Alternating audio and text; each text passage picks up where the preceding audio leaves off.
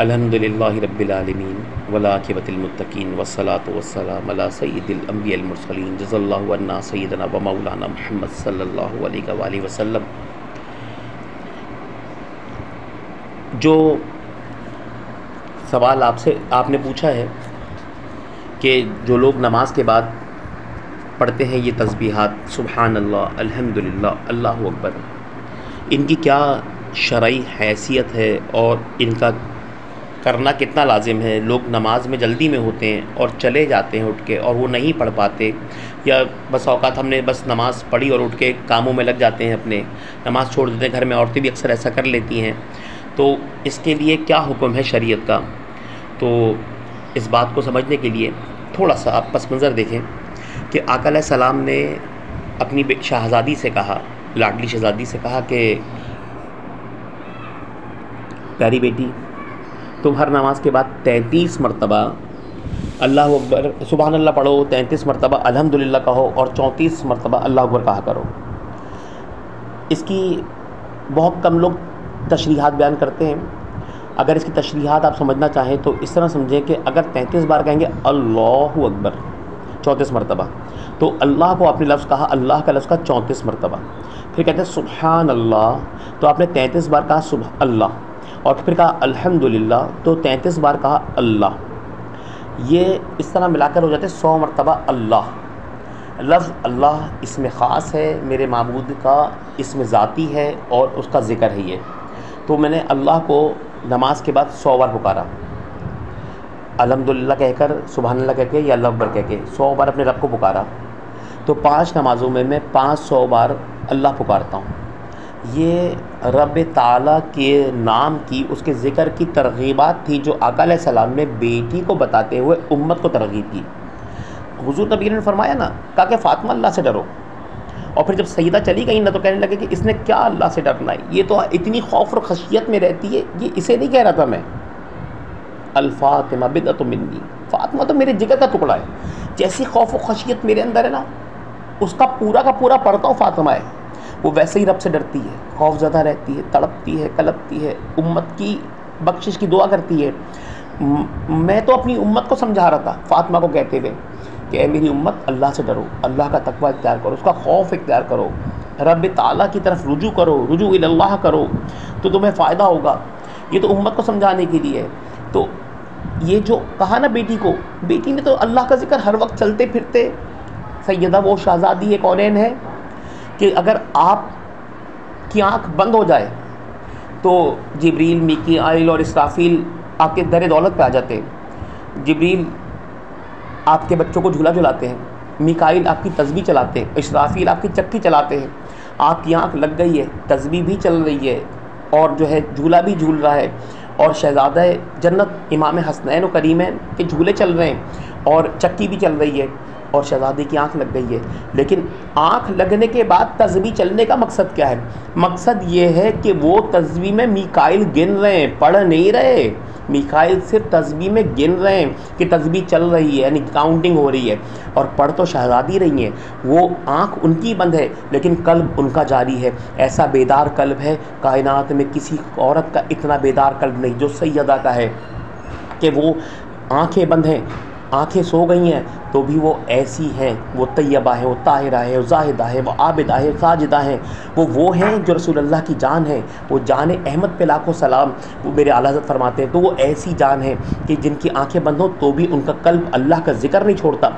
ऐसी बच्ची को ये कहना कि बेटा 33 मरतबा सुबहान अल्लाह, 33 मरतबा अल्हम्दुलिल्लाह और 34 बार ये कहा करो, ये ग़ुलाम आज़ाद करने से बेहतर है। बेटी तो पहले ही इससे बहुत ज़्यादा करती है। ये उम्मत को तालीम के लिए था कि मेरे उम्मतियों, तुम 100 मरतबा अल्लाह को हर नमाज के बाद याद किया करो। क्यों? सूरह आल इमरान में अल्लाह फरमाता है फ़इज़ा क़ज़य्तुमुस्सलात फ़ज़्कुरुल्लाह, हर जब तुम नमाज से फ़ारिग हो जाओ तो अल्लाह का ज़िक्र करो। यानी अल्लाह का ज़िक्र अल्लाह ने लाजिम कर दिया है तुम पर, अल्लाह ने तुम पर लाजिम किया अपना ज़िक्र। मैं अगर इस तरफ जाऊं आपको समझाने के लिए तो एक छोटी सी बात समझाऊं मैं कि अल्लाह के ज़िक्र और नमाज के अंदर अफजल क्या है। तो बज़ाहिर तो ये लगता है कि नमाज फ़र्ज़ इबादत है, लेकिन जब कुरान की नस से कोई चीज़ साबित हो ना तो वो भी फ़र्ज़ ऐन की तरह होती है। कुरान कह रहा है फ़इज़ा क़ज़य्तुमुस्सलात फ़ज़्कुरुल्लाह, जब तुम नमाज से फारिग हो तो अल्लाह का जिक्र करो, ये भी हुक्मन कहा जा रहा है और ये भी लाजमी करना है, जो नहीं करेगा गुनाहगार होगा।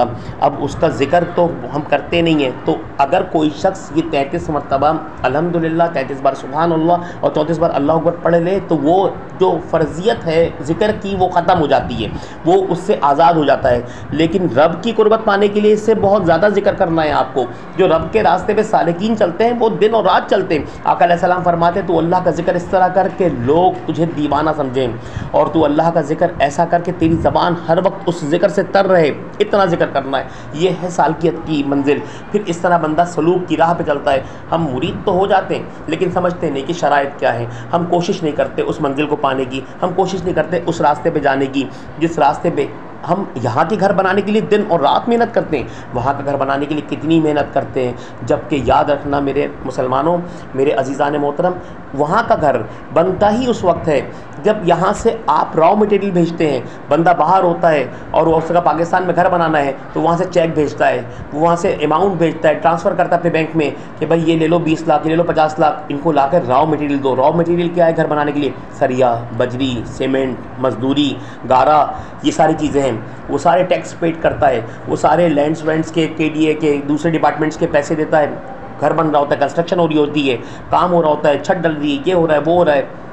ये सारे काम कैसे हो रहे हैं? वो वहाँ से भेज रहा है। तो सुनो मेरे दोस्तों, मेरे अजीज़ान मोहतरम, मेरे भाइयों, मेरी बहनों, आपका जन्नत में घर उस वक्त बनेगा जब तू यहाँ से रॉ मटेरियल भेजेगा। सरिया तूने भेजना है, बजरी तूने भेजनी है, सीमेंट तूने देना है, गारा तूने देना है, फरिश्ते मजदूरी करेंगे, फरिश्तों की मजदूरी भी तूने देनी है। वो कैसे देगा? अल्लाह के ज़िक्र से है वो मजदूरियाँ सारी। फरिश्तों ने फरिश्तों से पूछा कि हम यहाँ से गुज़रे, जो कुछ होते ना सयाहत वाले फरिश्ते, तो गुज़रे जन्नत की किसी जगह से, तो ये हदीस शरीफ बता रहा हूँ मैं आपको, मफहूमन नज़र कर रहा हूँ कि वो फरिश्ते गुजरे तो उन्हें देखा कि कुछ फरिश्ते हैं जो बैठे हैं फारिग। उन्होंने कहा तुम फारिग क्यों बैठे हुए हो? अभी तो तुम्हारी कंस्ट्रक्शन इनकम्प्लीट है, तो तुम काम क्यों नहीं कर रहे? उन्होंने कहा यार जब कल तक तो तुम कर रहे थे। तो कहने लगे कि जब तक हमें पीछे से बैकअप मिल रहा था, रॉ मटेरियल मिल रहा था, सामान मिल रहा था, पैसे आ रहे थे, अब पैसे ख़त्म हो गए, वो रॉ मटेरियल ख़त्म हो गया, वो चीज़ें ख़त्म हो गई हैं, तो हम कैसे करें? तो जब बंदा अल्लाह का जिक्र छोड़ देता तो फरिश्ते उसका जन्नत में महल बनाना भी छोड़ देते हैं, और जब वो करने लगता है दोबारा वो भी काम करने पर लग जाते हैं। अल्लाह के जिक्र की इतनी अहमियत है, अल्लाह के ज़िक्र की वो अहमियत है कि बंदा अगर ज़िक्र करते हुए चला जाए तो वो शाद, आबाद और कामरान जाएगा। तो ये एक बात तरगीबात के तौर पे कही। अब एक जुमला और सुन लो। आका अलैहिस्सलाम फरमाते हैं जो शख्स दिन में 200 मरतबा सुभान अल्लाह कहे, सुभान अल्लाह कहे, उसे पूरे दिन जिक्र करने वाले के बराबर सवाब मिलता है। अब सुनो हम कैसे करते हैं। हम देते हैं 33 मरतबा फ़जर में, ज़ोहर में, असर में, मगरिब में और इशा में। 33 ज़रा 5 होते हैं 165, फिर भी 35 कम रह जाते हैं, 35 कम रह जाते हैं। अब ज़रा सा इस जिक्र को अगर 33 के बजाय हम 41 बार करें तो दिन में 205 मरतबा हो जाएगा। यानी हर नमाज में 33 के बजाय 41 कर लो। इसमें कोई कबाहत नहीं है, कोई ममानियत नहीं है। 33 के बजाय 41 पढ़ लो। अब तुम पढ़ो 41 मरतबा सुभान अल्लाह, 41 बार कहो अल्हम्दुलिल्लाह और 41 बार कहो अल्लाह अकबर। इस तरह क्या होगा, ये सारे लफ्ज़ 41 हो जाएंगे तो 205 मरतबा हो जाएंगे। 205 मरतबा हो जाएंगे पूरे दिन में, पूरे दिन में 205 मरतबा हो जाएंगे। इसी तरह जब ये आप 41 करोगे और 205 मरतबा हो जाएंगे आपके, तो ये 200 की जो फजीलत है वो पालोगे आप, जो सुभान अल्लाह कहने वाले को मिलती है। एक तो ये पालेंगे आप। दूसरा इसके अंदर जो ख़ास नुक्ता है वो भी समझ लीजिए आप कि आका अलैहिस्सलाम फरमाते अगर 7 ज़मीन और 7 आसमान है, तो ये जब बंदा कहता है ना, यानी 7 ज़मीन और 7 आसमान ये ख़त्म कर दिया जाएगा क़यामत के दिन, और उसके बाद मीज़ान लगेगा। जब मीज़ान लगेगा ना, तो जब बंदा एक बार, आज सांस चल रही है, आज मौका है, आज जो सुन रहे हैं, जो यहाँ बैठे हुए हैं, जो इस बात को समझ रहे हैं कि अगर आपने एक बार कह दिया सुभान अल्लाह, तो ये फरमाते नबी पाक सल्लल्लाहु अलैहि वसल्लम कि सुभान अल्लाह की अहमियत और हैसियत अल्लाह की बारगाह में ऐसी है कि वो मीज़ान आधा बढ़ जाता है। फिर वो कहता है बंदा अल्हम्दुलिल्लाह, तो आधा मीज़ान बढ़ जाता है। यानी ज़मीन से लेकर आसमान तक का उसका मीज़ान जो है, पल्ला जो है जिसके अंदर वज़न रखा जाएगा उसकी नेकियों का, वो नेकियाँ ज़मीन से आसमान तक बढ़ जाती हैं सिर्फ एक बार सुभान अल्लाह कहने से, एक बार अल्हम्दुलिल्लाह कहने से। और जब बंदा कहता है ना ला इलाहा इल्लल्लाह, तो आका अलैहिस्सलाम फरमाते हैं ला इलाहा इल्लल्लाह साथ, तो वो जो है डायरेक्ट अल्लाह के अर्श तक जाता है, डायरेक्ट अल्लाह के अर्श तक जाता है। फिर नबी अलैहिस्सलाम फरमाते हैं ला इलाहा इल्लल्लाह की कुव्वत बताते हैं। अब मूसा अलैहिस्सलाम का सुनो कि वो क्या, मूसा अलैहिस्सलाम ने कहा या अल्लाह मुझे कोई ख़ास ज़िक्र बता जिससे मैं तुझे याद किया करूँ। अल्लाह के नबी हैं और अल्लाह से ज़िक्र पूछने के, अल्लाह मुझे ज़िक्र बता जिससे मैं तुझे याद करूँ। मूसा अलैहिस्सलाम से अल्लाह ने कहा ए मूसा ला इलाहा इल्लल्लाह कहा करो। जब मूसा अलैहिस्सलाम ने कहा कि या अल्लाह, ये तो मेरे सारे उम्मती भी कहते हैं ला इलाहा इल्लल्लाह, तो मैं ये कहा करूँ, कोई और ख़ास बता दे। तो रब ने फरमाया, मूसा मेरी इज़्ज़त और जलाल की कसम, पूरी कायनात के अंदर 7 ज़मीन और 7 आसमान में इससे ज़्यादा कमाल का और कुर्बत वाला मेरा कोई लफ्ज़ नहीं है। ला इलाहा इल्लल्लाह कहा करो, ये रब को बारका में इतना मकबूल है, इतना पसंदीदा है। लेकिन आज अफसोस कि हम ला इलाहा इल्लल्लाह के ज़िक्र से बहुत दूर हैं, हम नहीं कर पाते, दिन में 100 बार भी नहीं कहते। लेकिन मैं आपको तरीका बताता हूँ। तो आका अलैहिस्सलाम फरमाते, अगर 7 ज़मीन और 7 आसमान ऐसे समझो जैसे कोठरी हो, उसके अंदर दूसरी कोठरी हो, तीसरी कोठरी हो। जैसे हज़रत ज़ुलेखा ने जब एक कमरा खुला था ना, तो उसके अंदर बंद किया, तो फिर दूसरा कमरा उसके अंदर था, तो तीसरा कमरा उसके अंदर था, चौथा कमरा, 7 कमरों में गई। अब इस तरह समझो कि 7 है, एक गेंद के ऊपर दूसरी गेंद, दूसरी गेंद पे तीसरी गेंद, तीसरी गेंद पे चौथी गेंद, 7 गेंदें हों, और वो यानी 7 ज़मीन 7 आसमान एक गेंद की मानी हो जाए, और वो एक के ऊपर एक तह पड़ लग जाए, और उसके बाद कोई बंदा कहे ला इलाहा इल्लल्लाह, तो हुजूर फरमाते हैं 7 ज़मीन और 7 आसमान को चीरते हुए अर्श तक निकल जाता है। इस कलमे की इतनी क़ुव्वत और ताकत और इतनी पावर है ला इलाहा इल्लल्लाह की। इसकी ज़र्ब कल्ब की कैफियत और हालत बदल देती है। इसकी ज़र्ब काफिर को मोमिन कर देती है। इसकी ज़र्ब जहन्नमी को जन्नती कर देती है। इस कलमे की फजीलत ऐसी है कि बंदा रब की कुर्बत पा लेता है, बंदा अल्लाह का प्यारा हो जाता है। ये अब सोचे ज़रा, हम अपने आमाल का जायज़ा लें, हम अपने शब व रोज़ का जायज़ा लें, तो क्या हम ला इलाहा इल्लल्लाह इतनी मोहब्बत और कसरत से कहते हैं? नहीं कहते। तो अब आपको मैं समझाता हूँ। देखें, अगर आपने अल्लाह अकबर कहना ही है, क्योंकि कुरान का हुक्म है, कुरान कह रहा है फ़इज़ा क़ज़यतुमुस्सलात फ़ज़्कुरुल्लाह, मुझे अल्हम्दुलिल्लाह कहना ही है, मुझे जो है सुबहान अल्लाह कहना ही है। तो अगर मैं यूँ क्यों ना कह लूँ, मैं ये क्यों ना कह लूँ कि मेरे लिए आसानी हो जाए, सुबहान अल्लाह वल्हम्दुलिल्लाह वला इलाहा इल्लल्लाह वल्लाहु अकबर। अब देखें इसमें क्या होगा, अगर ये कलमा मैं 41 बार पढ़ लूँ हर नमाज के बाद, सुब्हानल्लाहि वल्हम्दुलिल्लाहि वला इलाहा इल्लल्लाहु वल्लाहु अकबर, तो मेरे ज़िक्र की कैफियत, ज़िक्र का भी मसला हल हो जाएगा, और इस तरह से मुझे दिन में 200 मरतबा ला इलाहा इल्लल्लाह कहने की भी तौफीक मिल जाएगी अल्लाह के फजल करम से। और जो शख्स दिन में 200 मरतबा ला इलाहा इल्लल्लाह कहता है, अगर उसने 1 साल ये कह लिया, सुनो मैं अल्लाह की कसम खा के कह रहा हूँ कि हदीस शरीफ में 1 साल उसने कह लिया, बंदे ने बाकायदगी से 200 मरतबा रोज़ाना और 1 साल तक कह लिया, तो 72,000 बनते हैं। 70,000 पे उसकी रूह का गिलाफ तब्दील होता है। रूह को अल्लाह ताला नूरानी लिबादे में लपेट देगा। अरे यार, तुम्हारी रूह ने तो रब से मुलाकात करनी है, तुम इस रास्ते पे चलो। चलते चलते अगर तुम मर गए, बीच में साल पूरा नहीं हुआ, अगले साल रबीउल सानी आने से पहले अगर तुम मर गए, आज अमल शुरू किया है, आज अमल शुरू करते हो और अगले साल रबीउल सानी से आने से पहले अगर तुम मर गए, तो अल्लाह ताला तुम्हारे साथ वही मामला फरमाएगा जो उसने बनी इसराइल के, जो है ना, बनी इसराइल के साथ किया था। वो गुनाहगार था, 100 कत्ल किए उसने, चला 4 कदम चले, मौत वाक़ हो गई। फ़रिश्तों ने ज़मीन नापी, फ़रिश्तों ने ज़मीन नापने के बाद देखा कि ये तो जहन्नमी है, क्योंकि अपनी मंजिल मकसूद से दूर है। लेकिन क्या हुआ, अल्लाह ने अपनी रहमत से वो ज़मीन तब्दील कर दी, और वो ज़मीन का हिस्सा जिसमें उसने जाना था वो सुकेड़ दिया, तो ज़्यादा वो हो गई जो उसने फासला तय किया था, अल्लाह ने उसे जन्नत में डाल दिया। तो अल्लाह ताला तुझे उस नूरानी लिबादे पे, रूह निकलते वक्त तुझे नूरानी लिबादा अता फरमा देगा। अब वो रूह इज़राइल ने लेके जानी है आसमान पे, तो रब फिर उस रूह से मुलाकात करेगा। तो बस जब तुम किसी की शादी में जाते हो, किसी इवेंट में जाते हो, किसी प्रोग्राम में जाते हो, तो तुम भी तो तैयार होके जाते हो ना, अच्छे कपड़े पहन के जाते हो ना। कब ख़राब कपड़ों में जाते हो, कब ऐसे गंदगी में जाते हो, तो तुम रब की बारगाह में जा रहे हो और फिर तुम्हारा हुलिया अच्छा ना हो। तो ये जो चीज़ है ना, ये बहुत ज़रूरी है ये कहना। अब आप अगर दिन में 41 बार आदत बना लें कि हर नमाज के बाद मैंने नियत कर लें कि सुभान अल्लाह वल्हम्दुलिल्लाह वला इलाहा इल्लल्लाह वल्लाहु अकबर कहना है, तो 41 बार आप कहेंगे तो आपके तो फिर सुभान अल्लाह, क्या बात है इस बात की कहने की। अल्लाह आपको खुश रखे कि फिर तो आपके बहुत सारे काम आसान हो जाएंगे, अल्लाह की बहुत सारी कुर्बत मिलेगी, और फिर आपकी दुआएं खुद बहुत कबूल होने लगेंगी। जो अल्लाह का जिक्र करता है, अल्लाह ताला, जब बंदा एक बार कहता है ना अल्लाह, तो अल्लाह कहता है लब्बैक या इबादी, मैं हाजिर हूँ मेरे बंदे। फिर जब रब इस तरह कह रहा है कि मैं हाजिर हूँ, तो फिर उससे बात कहेंगे तो क्यों नहीं सुनेगा।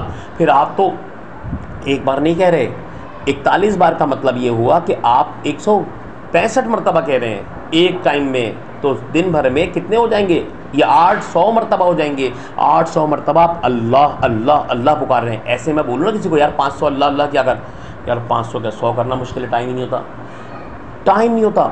हमारे पास वक्त नहीं है अल्लाह का जिक्र करने के लिए, लेकिन अगर आपने ये तरीका इख्तियार कर लिया तो इंशाअल्लाह ताला इस तरह से आपको वक्त पता भी नहीं लगेगा और इतना आप पर लोड भी दिमाग पर नहीं होगा। बगैर लोड लिए आप सुकून से अपने रब का जिक्र कर लेंगे। एक तो ये हो गई बात। अब देखें आजकल हालात ऐसे हैं, जिससे मिले वो कहता है परेशान है, जो भी हमारे आस्थाने में आता है वो कहता है कि बहुत ज़्यादा फाइनेंशियल क्राइसिस के अंदर है। जो 50,000 कमा रहा है वो भी परेशान है, जो 1 लाख कमा रहा है, जो 2 लाख कमा रहा है। बड़े बड़े मैनेजर्स 2 लाख कमा रहे हैं तो उनके एक्सपेंसेस कितने 2.5 लाख के, जो 3 लाख कमा रहा है 3.5 लाख का एक्सपेंसेस है, 50,000 कमा रहा है उसकी तरफ खर्चा जो है 70,000 का है। तो अब ये कैसे पूरा होगा, ये खर्चे कैसे पूरे होंगे? मैं आपको तरीका बता देता हूँ, खर्चे आपके पूरे हो जाएंगे। ना हो तो जो चोर की सज़ा वो मेरी सज़ा, लेकिन बात पे अमल करनी है। आपने अमल करनी है, 90 दिन इस पर अमल करना है, फिर देखें उसका फजीलत और उसका क्या मज़ा मिलता है आपको। आपने करना क्या है, आका अलैहिस्सलाम के पास आपके एक सहाबी है, उनका बेटा अगवा हो गया। बेटा अगवा हो गया, कहने लगे सहाबी कि या रसूलुल्लाह सल्लल्लाहु अलैहि वसल्लम मेरा बेटा लापता हो गया, 2-3 दिन हो गए, बेटा मिल नहीं रहा, 3-4 दिन हो गए या कई दिन हो गए, जो लफ्ज़ उन्होंने फरमाया, और मेरा बेटा मिल नहीं रहा है। तो अल्लाह ने के प्यारे महबूब सल्लल्लाहु अलैहि वसल्लम ने फरमाया, जा अल्लाह का खौफ इख्तियार कर, अल्लाह से डर। हुज़ूर फरमाते हैं कि अल्लाह से डर और ये कहे ला हौला वला कुव्वता इल्ला बिल्लाह, ये कहे और अल्लाह से डर। सहाबी घर गए, रोने लगे कि मालिक मेरी ख़ताओं को माफ़ फरमा दे, और फिर पढ़ना शुरू किया ला हौला वला कुव्वता इल्ला बिल्लाह, ला हौला वला कुव्वता इल्ला बिल्लाह, ला हौला वला कुव्वता इल्ला बिल्लाह अल-अलियुल अज़ीम। तो जब आपने पढ़ना शुरू किया, कुछ ही देर पढ़ा, 200, 400, 500 कुछ तादाद पढ़ी आपने, दरवाजे पे दस्तक हुई, आप गए, दरवाज़ा खोला तो देखा बेटा सामने खड़ा है। सुभान अल्लाह, देखा बेटा सामने खड़ा है। अब वो बेटा जो गुमशुदा था, कई दिन से लापता था, मिल नहीं रहा था, मिल गया, और देखा कि 100 ऊँट भी साथ हैं। सहाबी ने पूछा बेटा ये क्या माजरा है? कहने लगे कि जो मुझे अगवा करके ले गए थे डाकुओं का गिरोह, जो मुशरिकों का गिरोह ने मुझे अगवा किया था, वो उसने मुझे जहाँ कैद किया था वो ऊँटों के बांधने की जगह थी, वहाँ पर उसने मुझे कैद किया था। आज रात गलती से वो दरवाजे का ताला लगाना भूल गए और बस मुझे खुला मिला तो मैं खुद तो भागा उनके 100 ऊँट भी लेकर हकाता हुआ आ गया। सहाबी रसूल सल्लल्लाहु अलैहि वसल्लम ने कहा कि आओ बेटा। वो दोनों बाप बेटे, बेटा भी सहाबी बाप भी सहाबी, दोनों बाप बेटे आका अलैहिस्सलाम की बारगाह में पहुँचे। जब आका अलैहिस्सलाम की बारगाह में पहुँचे ना, तो हुजूर नबी करीम को वाक़या बताया तो आका अलैहिस्सलाम फरमाते देख ला हौला वला कुव्वता इल्ला बिल्लाह की बरकत देख, अल्लाह ने तुझे तेरा बेटा भी दिला दिया और 100 ऊँट भी इनाम में दे दिए। तो ये इस कलेमे की बरकत है। अब अगर आपके पास थोड़ा सा टाइम है अपनी परेशानियों ख़त्म करने के लिए, हम 20 घंटों पे घंटे हम इधर उधर रोडों पे मारे फिरेंगे, इधर ऑफिसों के चक्कर लगाएंगे, लोगों से पास जाएंगे, हम रब की बारगाह में नहीं आते। जबकि हल्लुल मुश्किलात के लिए तो रब से बढ़ के कौन है जो मुश्किलों को हल करे। तो अगर आप सुभान अल्लाह वल्हम्दुलिल्लाह वला इलाहा इल्लल्लाह वल्लाहु अकबर कह रहे हैं और यहाँ तक कह के रुके नहीं, अपनी ज़बान को जुम्बिश दें और कहें ला हौला वला कुव्वता इल्ला बिल्लाह अल-अलियुल अज़ीम। अगर आपने पूरा तीसरा कलमा 41 बार पढ़ दिया हर नमाज के बाद, तो इंशाअल्लाह अज़्ज़ा वजल अल्लाह की फ़ज़ल और करम से और हुजूर की इन हदीस को जो मैंने मुख्तलिफ़ जगह से जमा करके आपको एक पैराहे में सुना दी, समेट दी, एक तस्बीह के माला की माने बना दी, इनको जब आप अमल करेंगे तो इंशाअल्लाह ताला जब ये आप ये करेंगे तो आप पर अल्लाह ताला की रहमतों के, करम, फ़ज़ल के, आसानियों के दरवाज़े खोल देगा। तो आपने बस करना ये है कि हर नमाज के बाद आदत बना लेनी है, हर हाल में 41 बार आपने कहना है सुभान अल्लाह वल्हम्दुलिल्लाह वला इलाहा इल्लल्लाह वल्लाहु अकबर वला हौला वला कुव्वता इल्ला बिल्लाहिल अज़ीम। इस तरह आपकी माली परेशानी भी ख़त्म हो जाएगी, ज़िक्र का मसला भी ख़त्म होगा, कल्ब को और आदत होगी अल्लाह का कहने की और ला इलाहा इल्लल्लाह की फ़जीलत मिलेगी। क्या जब आप ला इलाहा इल्लल्लाह कहते रहेंगे ना, तो जब बंदा जा रहा होता है दुनिया से, उस वक्त लोग उसे तलकीन करते हैं, तो उस वक्त आसानी होगी, अल्लाह ख़ुद फ़ज़ल फरमाएगा। कोई हो या ना हो, रब के फ़ज़ल से जो है ना आप इंशाअल्लाह ताला जो है रब के फ़ज़ल से आपको वो करम होगा कि आपकी ज़बान पर ख़ुद ला इलाहा इल्लल्लाह जारी हो जाएगा। अल्लाह ताला से दुआ है कि वो हमें अमल की तौफ़ीक़ अता फ़रमाए। वमा अलैना इल्लल बलाग।